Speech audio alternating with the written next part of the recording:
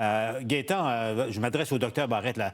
On vient de l'entendre dire des choses à propos des vaccins. Gaétan, qu'est-ce que tu comprends de ce que le président américain vient de dire?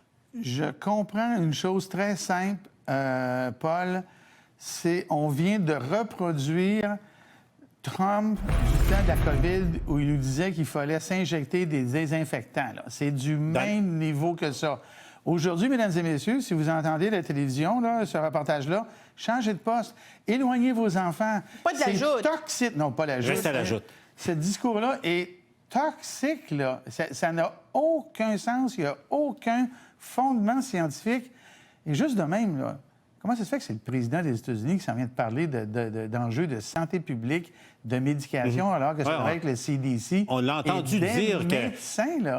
Étalez vos visites, diluez les vaccins, prenez-en sur 5 ans plutôt qu'une dose et tout ça. Je veux dire, ça, ce sont des choses qui sont établies. Un vaccin fonctionne en fonction de la quantité, de la dose, l'intervalle des doses. Ce sont toutes des choses connues depuis qu'il existe des vaccins. Ça, c'est à propos des vaccins. Analysés et suranalysés. Écoute, là, il n'y a rien là, dans ce que Donald Trump vient de dire là, qui a l'ombre d'un fondement scientifique. Yasmine, on revient aussi à l'objet de sa conférence de presse, les Tylenol. Là aussi, alors, il vient de recommander, au fond, aux femmes enceintes de ne plus prendre de Tylenol ou le moins possible.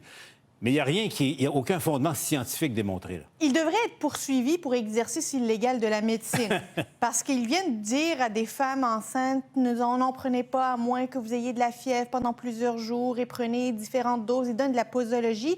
Moi, j'arrive pas à croire qu'on a devant nous le même monsieur qui, lors de son premier mandat, a réuni des scientifiques, les a financés pour trouver un vaccin pour la COVID le plus rapidement possible. On est passé de quelqu'un qui, visiblement, à tout le moins, on avait l'impression qu'il croyait en la science, à un charlatan, pseudo-médecin. Bientôt, il va nous parler d'homéopathie. Ça ne me surprendrait pas. Mathieu, 10 secondes. Bon, Donald Trump est un chef d'État, il ne devrait pas se faire médecin. Je pense que ça, tout le monde peut en convenir. Pour le reste, j'ai pas l'impression que c'est cette parole-là qui va changer le cours de l'histoire. Merci d'avoir été là. À tout de suite.